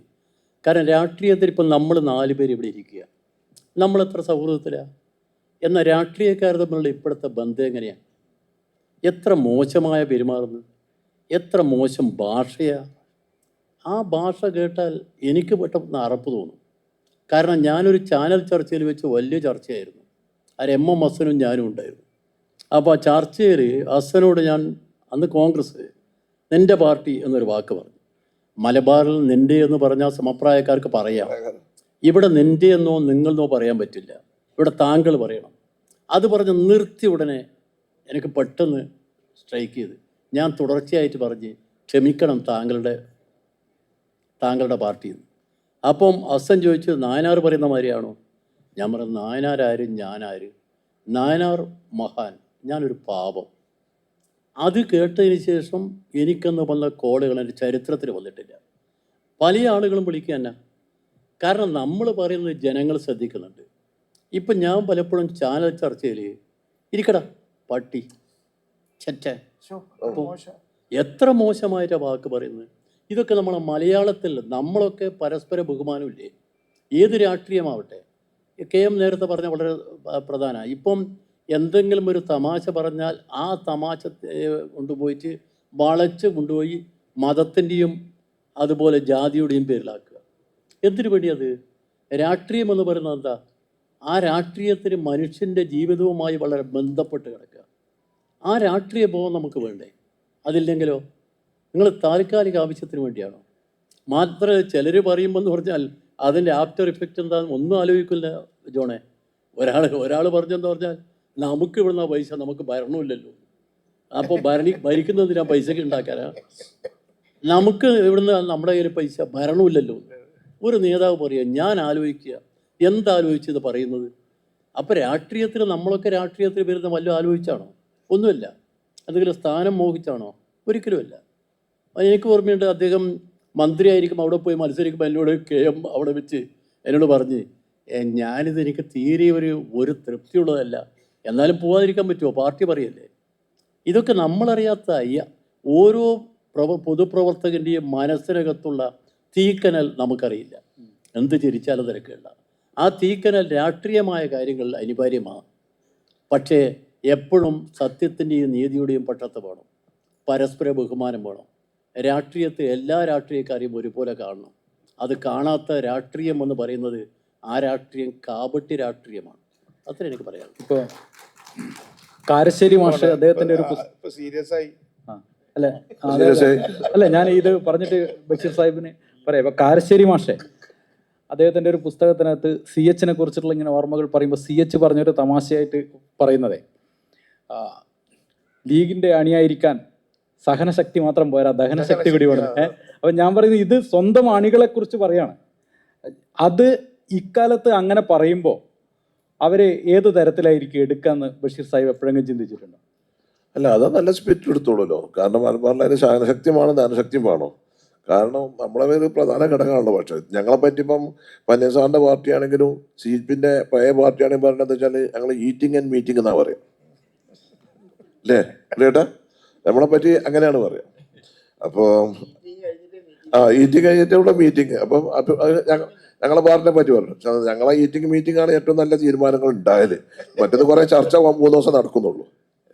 അപ്പോ അല്ല, ഞങ്ങൾക്ക് നേരെ വിപരീതം. ഞങ്ങൾക്ക് മീറ്റിംഗ് കഴിഞ്ഞാൽ പിന്നെ വെള്ളം പോലും കിട്ടില്ല. അപ്പോ ഇവിടെ പന്നീസാറ് പറഞ്ഞ മാതിരി മുമ്പൊക്കെ ഞാൻ ഇപ്പോൾ വാപ്പാനെ കണ്ടതാണ്. ഇപ്പോൾ അന്ന് വെച്ചാൽ പ്രതിപക്ഷവും ഭരണപക്ഷം MLA-മാരാണെങ്കിൽ MLA കൂട്ടത്തിലാണെങ്കിൽ എല്ലാവരും ഒരുമിച്ച് ഭക്ഷണം കഴിക്കാൻ പോകും. ക്യാൻറ്റീനിലാണെങ്കിലും ഒരുമിച്ച് ഭക്ഷണം കഴിക്കാൻ പോകും, ഒരുമിച്ച് സിനിമക്ക് പോകും. അതേപോലെ നല്ല സൗഹൃദങ്ങൾ, കുടുംബങ്ങൾ തമ്മിൽ ബന്ധം. ഇപ്പം ഞാൻ ഇതൊക്കെ കണ്ടു വളർന്ന ഒരാളാണ്. വാപ്പാനെ കണ്ടു വളർന്നതാണ്, CH-നെ കണ്ടു വളർന്നതാണ്. അതുപോലെ തന്നെ ഇപ്പോൾ നാനാറ് കൊണ്ട് വാപ്പായിട്ട് അടുത്ത് വന്നതിന് ലീഡർ പറഞ്ഞാൽ നമ്മളെ വാപ്പാൻ്റെ പറ്റായിരുന്നു. എനിക്ക് എൻ്റെ വാപ്പാൻ്റെ സ്ഥാനത്തായിരുന്നു. ഒരിക്കലും പത്മചേച്ചിനെ പറഞ്ഞിട്ടുണ്ട്, MPR-ഉം വാപ്പയും അസംബ്ലിയിൽ ഭയങ്കര വാക്ക് പോരുണ്ടായിരുന്നു. ഒരു പ്രാവശ്യം MPR ഈ ശരിയത്ത് വിവാദം വന്നപ്പം ഈ 2-3 കെട്ടലല്ലേ പറഞ്ഞപ്പോൾ വാപ്പ അസംബ്ലിയിൽ എണീറ്റ് പറഞ്ഞു, MPR അങ്ങനെ ഒരു ബുദ്ധിമുട്ട് MPR ഇതിൻ്റെ കൂടെ പൊന്നാനിക്ക് പോരും, എന്നാൽ 2-3 കെട്ടാന്ന് പറഞ്ഞു. അപ്പോൾ അങ്ങനെയൊക്കെ തമാശ പറഞ്ഞാൽ അവരൊക്കെ നല്ല സൗഹൃദമായിരുന്നു. ഇന്നൊക്കെ അങ്ങനെ പറയാൻ പറ്റുമോ? ഇന്നൊക്കെ അങ്ങനെ പറഞ്ഞാൽ എന്താണ്? മതം മാറ്റാൻ വേണ്ടി ശ്രമിച്ചു, അങ്ങനെയൊക്കെ അല്ലേ? അതൊരു സ്പിരിറ്റ് പറഞ്ഞു. അതായത് ഞാൻ പറഞ്ഞത് വെച്ചാൽ ഇപ്പം ലീഡർ ഇപ്പം പത്മചേച്ചി പ്രാവശ്യം പറഞ്ഞു, അച്ഛൻ 3 പ്രാവശ്യമാണ് കരയണത് ഞാൻ കണ്ടതെന്ന് പറഞ്ഞു. ഒന്ന് അമ്മ മരിച്ചപ്പോൾ, ഒന്ന് ഇന്ദിരാഗാന്ധി മരിച്ചപ്പോൾ, ഒന്ന് CDAജി മരിച്ചപ്പോൾ. അപ്പം അത്ര ആത്മബന്ധങ്ങളുണ്ടായിരുന്നു. ഇപ്പം PS ശ്രീനിവാസൻ സാറ് CPI-യിൽ, അതുപോലെ തന്നെ പിന്നെ നായനാർ, അതിൽ MPR, ഇങ്ങനെ പല നേതാക്കന്മാരുണ്ട്. ഇവരൊക്കെ എല്ലാവരും ഒരുമിച്ച് ഇപ്പോൾ പോകും. ഒരു കമ്മിറ്റി വന്നാൽ ഞാനിപ്പോഴായിരിക്കും നമ്മുടെ KV സുരേന്ദ്രനാഥ് ആശാന് അവരൊക്കെ നമ്മളെ വാപ്പയിലൊക്കെ ബന്ധം ഒക്കെ വീട്ടിൽ അങ്ങോട്ടും ഇങ്ങോട്ടും ബന്ധം. ഇപ്പം നമ്മൾ നായനാരും കരുണാനുസാറും തമ്മിലെ ആത്മബന്ധവും എത്ര ആയിരുന്നു ഇല്ലെന്ന് നമുക്ക് ആർക്കും മനസ്സിലായിരുന്നു. അത് നായനാർ പ്രാവശ്യം കരുണാനുസാറും എഴുതിയപ്പോഴല്ലേ. അങ്ങനത്തെ ഒരു ബന്ധപ്പില്ല. ഞാൻ 2011 ഇപ്പോൾ MLA വന്നതിന് ശേഷം ഏത് സ്വന്തം പാർട്ടിക്കാരാണെങ്കിലും അവനവനെ വഹിക്കാണ്ട് പോകും. മറ്റെല്ലാവരും ഒരുമിച്ച് നിന്ന് ഒരു വർഷം കഴിക്കാൻ പോകും. ഇപ്പോൾ ഒരാളെ എവിടെ പോയി എന്നില്ലെന്ന് അന്വേഷിച്ച് തന്നെ വേണം. അങ്ങനെ ബന്ധമില്ല, ഒരു കൂടിയ ആളിലില്ല, ഉള്ളു തുറക്കൂല. എന്താ കാരണം? എന്താ കാലത്തിന്റെ മാറ്റം തന്നെ. പണ്ടൊക്കെ ഇപ്പം വെച്ചാൽ അവനാനും പെണ്ണുങ്ങളും 2 കുട്ടികളും എന്ന് പറഞ്ഞ മാതിരി അത് എല്ലായിടത്തും എത്തിക്കുന്നത്. പണ്ട് അങ്ങനെയല്ല, അവൻ്റെ കൂട്ടുകുടുംബം കാര്യങ്ങളും ബന്ധങ്ങളും കാര്യങ്ങളൊക്കെ ഉണ്ടായിരുന്നല്ലോ. അല്ല, അതിലിപ്പോൾ വേറൊരു കാര്യമുണ്ട് കേട്ടോ. അതിൽ ഈ സോഷ്യൽ മീഡിയയിലൊക്കെ ഇപ്പോൾ വരുന്ന ചില കമൻറ്റുകളൊക്കെ ഇതിൻ്റെ ഒരു ഭാഗമാണ്. കാരണം മുമ്പൊക്കെ ആണെങ്കിൽ പറഞ്ഞാൽ ഇപ്പോൾ രാഷ്ട്രീയക്കാർ തമ്മിൽ എന്തിനാ അഭിപ്രായ വ്യത്യാസമുള്ള, ആശയത്തിലാണ് അഭിപ്രായ വ്യത്യാസം, അല്ലാതെ നമ്മളാരും അങ്ങോട്ടും ഇങ്ങോട്ടും സ്വത്ത് കൈയേറുന്നൊന്നുമില്ലല്ലോ. അപ്പോൾ നമുക്ക് രാഷ്ട്രീയത്തിൻ്റെ ആ ഇഷ്യൂ കഴിഞ്ഞാൽ ഒരുപാട് സൗഹൃദം പങ്കുവയ്ക്കണ്ടേ?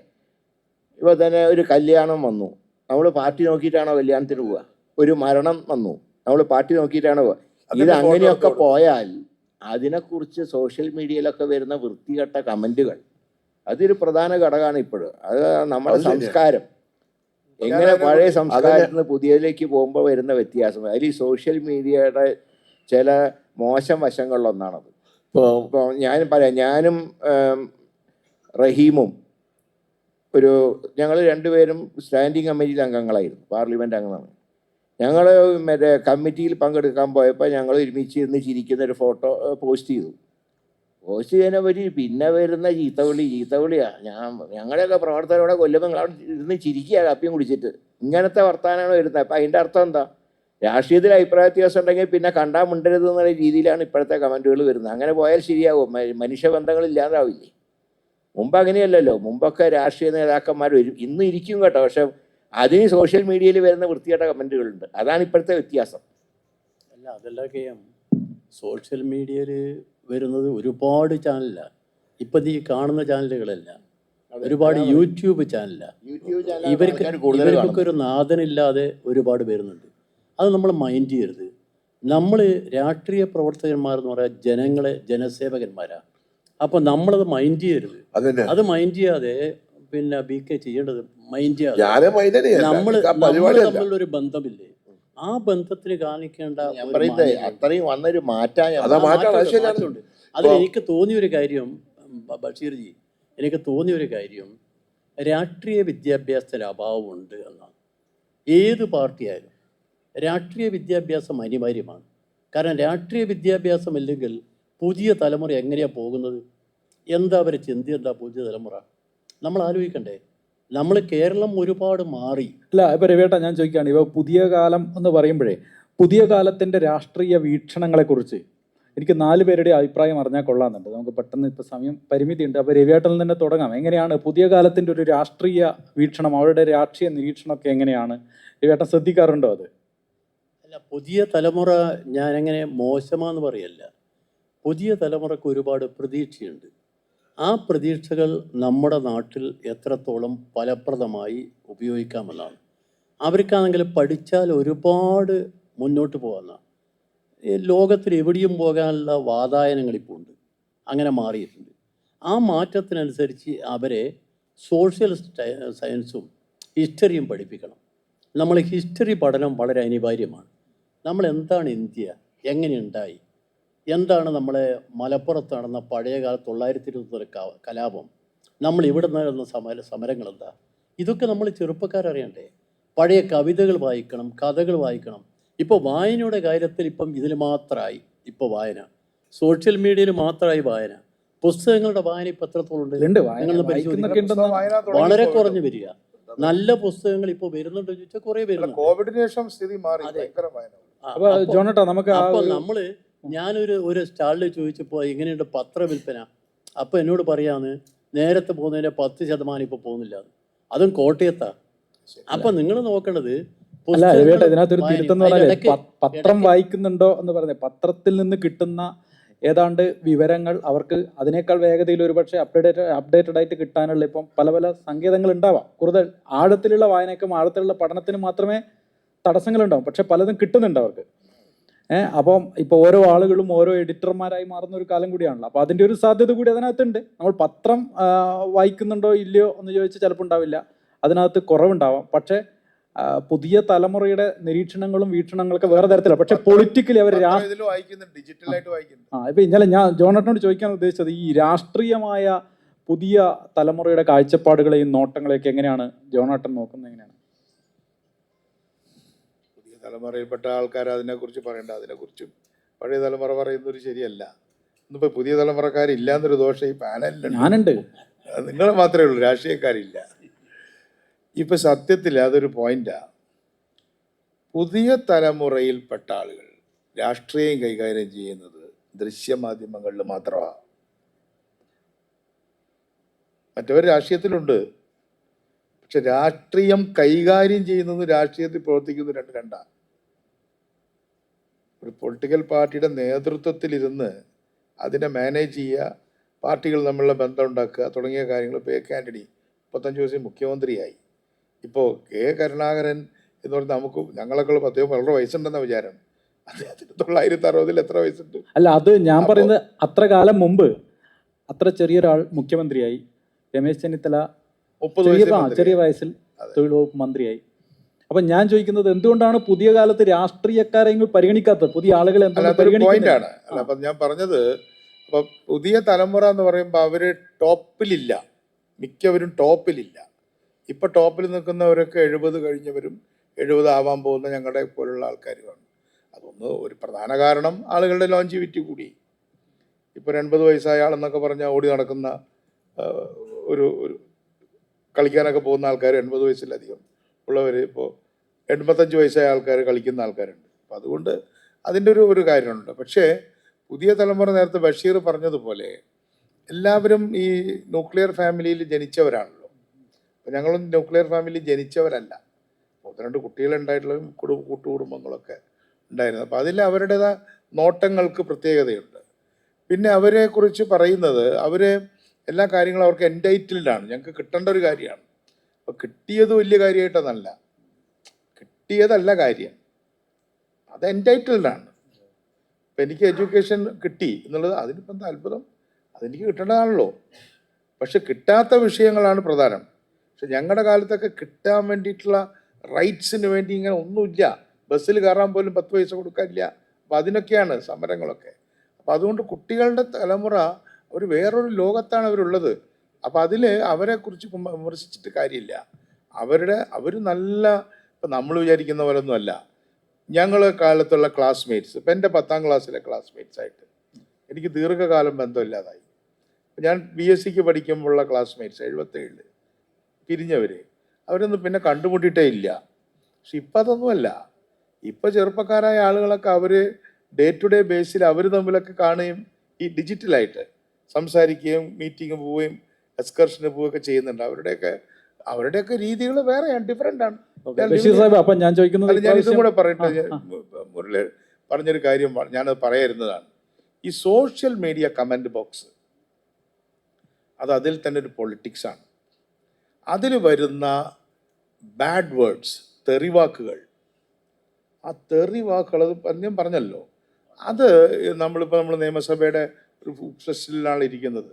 അത് നിയമസഭയിൽ ഒരു പ്രമേയം എന്ന് പറഞ്ഞ പോലെ ഒരു ഏകകണ്ഠമായ ഒരു പ്രമേയം അവതരിപ്പിക്കേണ്ടതാണ്. അത് ടെക്നിക്കലായിട്ടല്ല. എല്ലാ പാർട്ടികളും എൻ്റെ പാർട്ടിക്ക് വേണ്ടി ആരും തെറി പറയണ്ട, എൻ്റെ പാർട്ടിക്ക് എതിരും തെറി പറയണ്ട. ഇനി എൻ്റെ പാർട്ടിക്ക് വേണ്ടി തെറി പറയുന്നവർ പോലും നമ്മുടെ പാർട്ടിക്കാരല്ല, അതും എതിരാളികളുടെ ആൾക്കാരാണ് എന്ന് പറഞ്ഞാൽ ഈ തെറി തിന്നില്ലേ? പക്ഷെ അതാരും പറയാൻ തയ്യാറല്ല. ഇപ്പോൾ ബഷീർ സാഹിബിനോട് ചോദിച്ചാൽ, ഇപ്പോൾ ഈ ലീഗ് ശരിക്ക് ഇനിയിപ്പം വരാനിരിക്കുന്ന ഒരു തെരഞ്ഞെടുപ്പിൽ ചെറുപ്പക്കാരെ നന്നായിട്ട് പരിഗണിക്കുമോ? നമുക്ക് പുതിയ തലമുറയിനൊക്കെ ഒന്ന് ഉഷാറാക്കി എടുക്കണ്ടേ? അതിപ്പോൾ എല്ലാം പറഞ്ഞ് ഞങ്ങളൊന്നും പരിഗണിക്കില്ലല്ലോ. ഞങ്ങൾ 900 MP കുഞ്ഞാലി സാഹിബിന്, സൂപ്പി സാഹിബിന്, മജീദ് സാഹിബിന്, അല്ല ആ ചെറുപ്പക്കാരുന്നുണ്ട്. കഴിഞ്ഞ 2011 ഞങ്ങൾ ഒരുപാട് ചെറുപ്പക്കാർ വിളിച്ച് 2016, 2020 അനുഭവ സമ്പത്ത് വേണം, പരിചയ സമ്പത്ത് വേണം, യുവാക്കൾ വേണം, വനിതകൾ വേണം, എല്ലാവരും വേണം. ഒരു കൂട്ടർ ഒന്നായിട്ടാണ്ട് ഒഴിവാക്കിയിട്ട് വേറെ പുതിയ കൂട്ടർ കൊടുത്തിട്ട് ആ കൊടുത്താൽ തിരുവനന്തപുരം വേറെ മാതിരിയാവും. എല്ലാവരും വേണ്ടേ?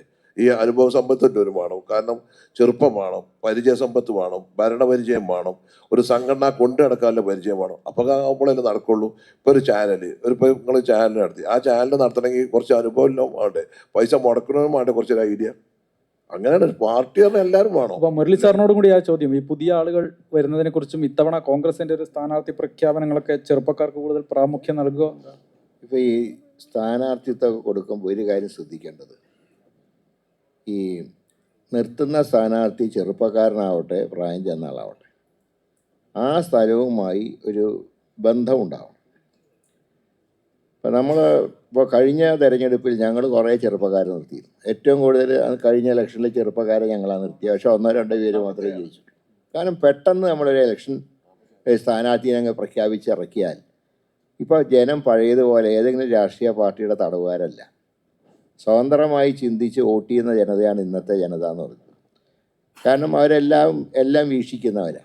അപ്പോൾ നമ്മൾ അതനുസരിച്ച് ഒരു കോൺഷ്യൻസിയുടെ ഇതനുസരിച്ച് ഉള്ള സ്ഥാനാർത്ഥി വരുമ്പോൾ ആ സ്ഥാനാർത്ഥിക്ക് അംഗീകാരം കിട്ടും. ചെറുപ്പക്കാരും വേണം. ചെറുപ്പക്കാർക്ക് നമ്മൾ കുറേയൊക്കെ പരിശീലനം കൊടുക്കാനുണ്ട്. യങ് ജനറേഷന് നേരത്തെ പറഞ്ഞില്ല, എന്താണ് യങ് ജനറേഷന്? അവർക്ക് പ്രോബ്ലം ഒന്നും ഉണ്ടായിട്ടല്ല. കാരണം അവർക്ക് ചരിത്രം പഠിക്കാനുള്ള അവസരം ഉണ്ടാവണം, നേരത്തെ ശ്രീ പന്ന്യൻ പറഞ്ഞ പോലെ. അപ്പോൾ അങ്ങനെ ഒരു തലമുറയെ നമ്മൾ ഇപ്പോഴേ വാർത്തെടുക്കാൻ, പെട്ടെന്ന് കൊണ്ട് ഇലക്ഷനിൽ 50% ശരിയാണ്, ഞാനത് സമ്മതിക്കുന്ന കാര്യം തന്നെയാണ്. പക്ഷേ ഈ നമ്മൾ നിർത്തുന്ന സ്ഥാനാർത്ഥി ചെറുപ്പമാണെങ്കിലും പ്രായം ചെന്ന ആളാണെങ്കിലും ആ പ്രദേശത്തെ ജനങ്ങളുമായിട്ട് ബന്ധമുള്ള ആളുകളെയാണ് തിരഞ്ഞെടുക്കേണ്ടത്. അപ്പോൾ അതിനുള്ള പരിശീലനം ഇപ്പോൾ നമ്മൾ ചെറുപ്പക്കാരന് കൊടുക്കുന്നു. ഇന്ന സ്ഥലത്ത് പോയി നോക്കണം അവിടുത്തെ കാര്യങ്ങളൊക്കെ, സ്ഥാനാർത്ഥി എന്ന് പറയണ്ട.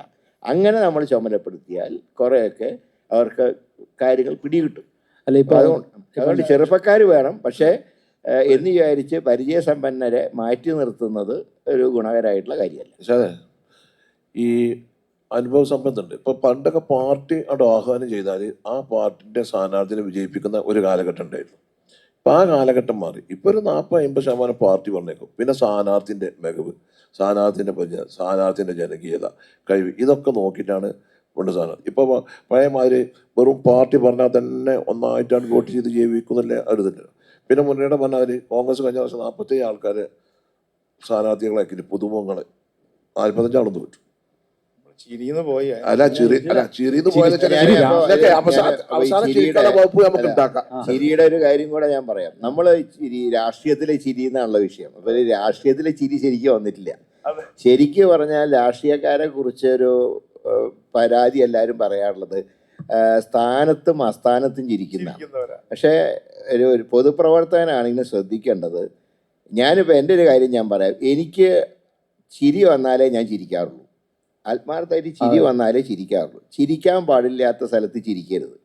ഞാൻ ഈ കഴിഞ്ഞ ലോക്സഭ ഇലക്ഷൻ കാലത്തുണ്ടായ ഒരു അനുഭവം ഞാൻ പറയാം. ഒരു ദുഃഖ വെള്ളിയാഴ്ച ദിവസം, അപ്പോൾ സ്ഥാനാർത്ഥിയാകുമ്പോൾ എല്ലാ പള്ളികളിൽ പോകണം, അമ്പലങ്ങളിലൊക്കെ പോകണം. അപ്പോൾ അങ്ങനെ ഒരു പള്ളിയിൽ ചെന്നു. അപ്പോൾ ദുഃഖ വെള്ളിയാഴ്ചയാണല്ലോ. അപ്പോൾ ഈ യേശുദേവൻ്റെ രൂപം കിടത്തിയിരിക്കുകയാണ്, കുരിശിൽ തറച്ച രൂപം. അപ്പോൾ അതിൻ്റെ മുമ്പിൽ എല്ലാവരും കാണിക്കുകയൊക്കെ ഇട്ട് പ്രാർത്ഥിച്ചിരിക്കുക. അതൊക്കെ കഴിഞ്ഞ് പുറത്തിറങ്ങിയപ്പോൾ ചില ആൾക്കാർ കമൻറ്റ് പറയാം, ഇയാൾ സ്ഥാനാർത്ഥിയായിട്ട് ചിരിക്കാത്ത എന്താണ്? ഏത് യേശുദേവൻ്റെ കുരിശിൽ കയറ്റിയ ആ രൂപം മുമ്പിൽ വെച്ചുള്ള നേരത്ത് സ്ഥാനാർത്ഥിയാണെന്ന് വെച്ച് ഇങ്ങനെ വെളുക്ക ചിരിച്ചാൽ അതിന് 10 വോട്ട് അപ്പം പോവും. പക്ഷേ ചിരിക്കാതിരുന്നപ്പോഴോ ഇയാൾക്ക് വോട്ടൊന്നും വേണ്ട, ജയിക്കണം എന്നില്ല എന്നുണ്ട്. അങ്ങനത്തെയാണ് ഇപ്പോഴത്തെ ചില കമൻറ്റുകൾ. അപ്പോൾ ഈ ചിരി എന്ന്, ഞാൻ മരിച്ച വീട്ടിൽ ചെന്നാൽ എത്ര പരിചയക്കാരെ കണ്ടാലും ഞാൻ അങ്ങനെ ചിരിക്കാറില്ല. കാരണം മരിച്ചൊരു വീടാണ്, ദുഃഖത്തിലിരിക്കുകയാണ്. നേരെ മറിച്ച് നമ്മൾ അവിടെയും കയറിച്ചിരിച്ചാൽ ഈ രാഷ്ട്രീയക്കാരൊക്കെ ഇങ്ങനെയാണ് എന്നാൽ ചെയ്തപ്പോൾ അവർ ചിരിക്കുമ്പോൾ ഞാൻ ആത്മാർത്ഥത ഉണ്ടെങ്കിൽ ഞാൻ ചിരിക്കാറുള്ളൂ, സ്ഥാനാർത്ഥിയാണെങ്കിലും അല്ലെങ്കിലും. ഇനി ചിരിക്കുകയാണെങ്കിൽ അതിനും ചില ലിമിറ്റേഷൻസ് ഉണ്ട്. മരിച്ച വീട് കല്യാണ വീട്ടിൽ ചിരിച്ചാൽ വേണം ചിരിക്കാം, വേണമെങ്കിൽ കല്യാണ വീട്ടിൽ ചെന്നിറങ്ങിയാൽ തിരിച്ചു കയറുന്നവർ ചിരിക്കാം, ഒരു കുഴപ്പമില്ല. അത് ചിരിയുടെ ഇതാണ്.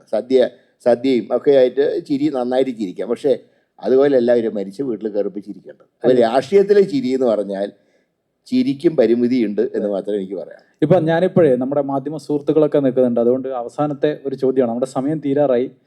പാർട്ടി തീരുമാനിക്കുന്ന പറയാതിരിക്കണം എന്നാണ് എനിക്ക് നിങ്ങളോടുള്ള അപേക്ഷ. പാർട്ടി തീരുമാനിക്കുന്നു പറയാതിരിക്കണം എന്നുള്ളത്. ഇപ്പം ജോണാട്ടൻ എവിടെയായിരിക്കും മത്സരിക്കുക? എന്താണ് തീരുമാനമായോ? ഇതിൽ ചിരിയായിട്ട് ഒരു ബന്ധമുള്ളതല്ല. എന്നാൽ ചിരിയായിട്ടുള്ള ബന്ധമുള്ള ഒരു കാര്യം ഞാൻ പറയാം. ഞാൻ എപ്പോഴും പറയും, ഒരു മനസ്സോടെ നീങ്ങുക എന്നുള്ളതാണ് പറയേണ്ടത്, അല്ലാണ്ട് ഒറ്റക്കെട്ട് എന്ന് പറയുന്നത്. ഒറ്റക്കെട്ടായി നീങ്ങുക എന്ന് പറയുന്നതിനേക്കാളും ശരിക്കും ആത്മാർത്ഥമായിട്ട് പറയേണ്ടത് ഒരു മനസ്സോടുകൂടെ നീങ്ങുക എന്നുള്ളതാണ്. ഇടയ്ക്ക് നമ്മൾ വിട്ടുപോയൊരു കേസുണ്ട്. നമ്മളെ BS വിട്ട് ഈ ചിരിയുടെ കാര്യം പറയുമ്പോൾ BS മറക്കാൻ പറ്റില്ല. ഞാൻ ഒരിക്കലും മറക്കാത്തൊരു ഭാഗമുണ്ട്. BS എന്നെ കുറ്റി പറിച്ച് തിരുവനന്തപുരം പ്രസ് ക്ലബ്ബിൽ വെച്ച് ഞാൻ മുമ്പ് ആ ഇടുക്കിയിൽ കുഴിപ്പിക്കലുമായിട്ട് BS കുറിച്ച് പറഞ്ഞു. കോട്ടിട്ടയാൾ മുകളിലുള്ള ആളും, മുകളിലുള്ള ആളെന്ന് പറഞ്ഞാൽ മുഖ്യമന്ത്രി, കോട്ടിട്ടയാൾ മറ്റവൻ സുരേഷ് കുമാർ. അപ്പോൾ അത് പറഞ്ഞ് അന്ന് BS മറുപടി പറഞ്ഞില്ല. പ്രസ് ക്ലബ്ബിൽ BS പറഞ്ഞ് എന്നെക്കുറിച്ച് മുമ്പൊരാൾ പറഞ്ഞിട്ടുണ്ട്, നിങ്ങളുടെ അറിയല്ലോ ആരാ, ഞാൻ പേര് പറയുന്നില്ല, നിങ്ങളെല്ലാം മുടി മുമ്പിൽ മുമ്പിൽ മുമ്പിൽ, അദ്ദേഹം മുടി പിന്നിലാണ്, പിന്നിൽ. ഞാൻ അസുഖമായിട്ട് വീട്ടിൽ കിടപ്പം, അപ്പോൾ ഞാൻ ചിരിച്ചുപോയി. ചിരി എന്ന് പറയുന്നത് ഇതാണ് ചിരി.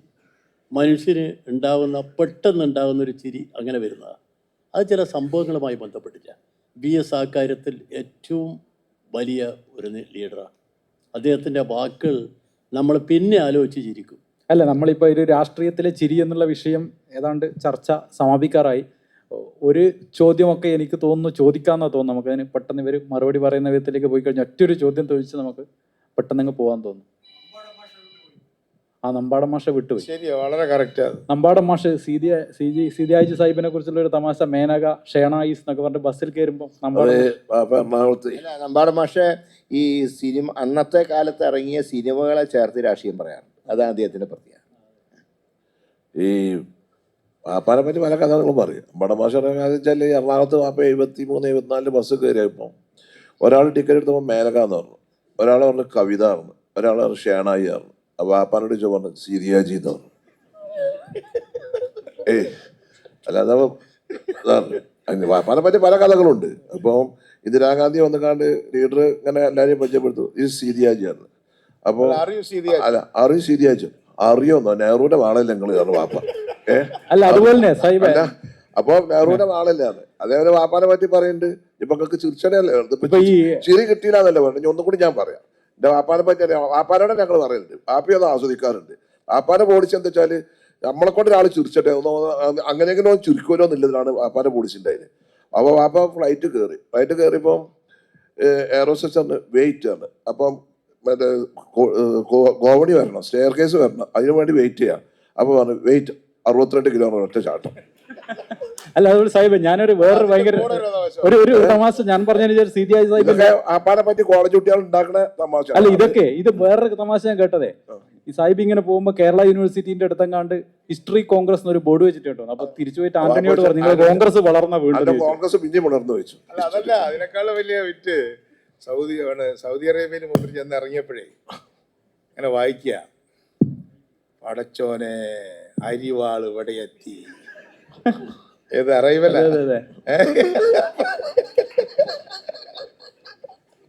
അതെ ഇങ്ങനെ എല്ലാവരും രസകരമായ ഒരു. പക്ഷെ ഇതൊക്കെ മൂപ്പരെ പറ്റി പറഞ്ഞാലും മൂപ്പർക്ക് നല്ല സെൻസ് കിട്ടും, കോമൺ സെൻസ് വരെ.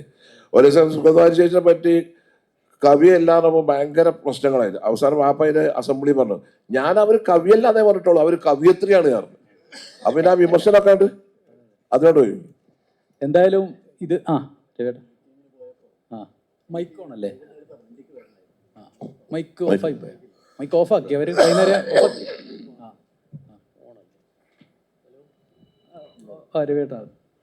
എനിക്ക് വൈകുന്നേരത്തെ മീറ്റിങ്ങിന് തിരിച്ചു വരണമായിരുന്നു. അപ്പം ഞാൻ അവിടുന്ന് സംഘാടകരെ വിളിച്ച് എത്ര മണിക്കാണ് ലാസ്റ്റ് ബസ്? നിങ്ങൾ തട്ടിക്കോ ലാസ്റ്റ് ബസ് കൂടെ കൂടിയുണ്ട്. ലാസ്റ്റ് ബസ് കൂടെ കൂടിയുണ്ട്. ഞാൻ പറഞ്ഞ കൂടിയാ. അതെ, 6:30 മണിക്ക് സ്റ്റേറ്റ് ബസ്, അത് കഴിഞ്ഞ് ഗോമതി, പിന്നെ കല്യാണി, പിന്നെ രാഗിണി.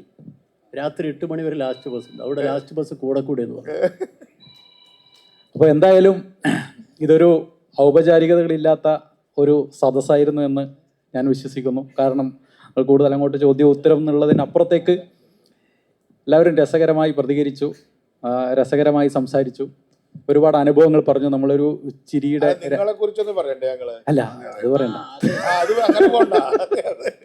അതില് അല്ല ഈ ഗമ്മെന്നുള്ള പരിപാടിയില് നിങ്ങൾ നടത്തുന്ന ആ കണ്ണൂർ ഭാഷ വെച്ചിട്ടുള്ള ചെറിയ ചെറിയ ട്രിക്കുകളും അതുപോലെ ചില നോട്ടങ്ങളും അതിപ്പോൾ അടുത്ത കാലത്ത് ഇറങ്ങിയ ഏറ്റവും ഭയങ്കര ഒരു സംഭവം തന്നെയാണ്. ഏകാണ്ടായിട്ടുള്ള അഭിപ്രായമല്ലേ? അപ്പോൾ ഭൂരിപക്ഷ അഭിപ്രായത്തോടു കൂടി അത് പാസ്സാക്കിയിരിക്കുന്നു. അപ്പോൾ ഞാൻ പറഞ്ഞു വരുന്നത്, നമ്മളൊരു ചിരിയുടെ രാഷ്ട്രീയം എന്ന് പറയുമ്പോൾ വെറുതെയെങ്കിലും നമ്മളിങ്ങനെ തമാശകൾ പറയാതെ കുറേ ചിന്തിപ്പിക്കുന്ന കാര്യങ്ങൾ കൂടി സംസാരിക്കാൻ കഴിഞ്ഞു എന്നാണ് എനിക്ക് തോന്നുന്നത്. ചിരിപ്പിക്കുന്നവർ വരും, തമാശക്കാർ മാത്രമല്ല. അതിന് മുന്നിൽ നമ്മുടെ മുന്നിൽ ഒരുപാട് ഉദാഹരണങ്ങളുണ്ട്. കാരണം ഹിറ്റ്ലർ എന്ന് പറയുന്ന ഏറ്റവും പ്രമാണിയായ അധികാരിയെ ഏറ്റവും ഹാസ്യരൂപത്തിൽ അവതരിപ്പിച്ചപ്പോൾ അതുവരെ നമ്മൾ സ്വീകരിച്ച ഒരു തലമുറയും കാലവുമാണ് നമ്മുടേത്. എന്തായാലും ഒരുപാട് സന്തോഷം. നമ്മുടെ സമയം അതിക്രമിച്ചിരിക്കുന്നു, 5 മിനിറ്റ്. ഇത്ര നേരം ഞങ്ങളെ കേട്ടുകൊണ്ടിരുന്ന എല്ലാവരോടും ഒരിക്കൽ കൂടി നന്ദി പറഞ്ഞുകൊണ്ട് നിർത്തുന്നു.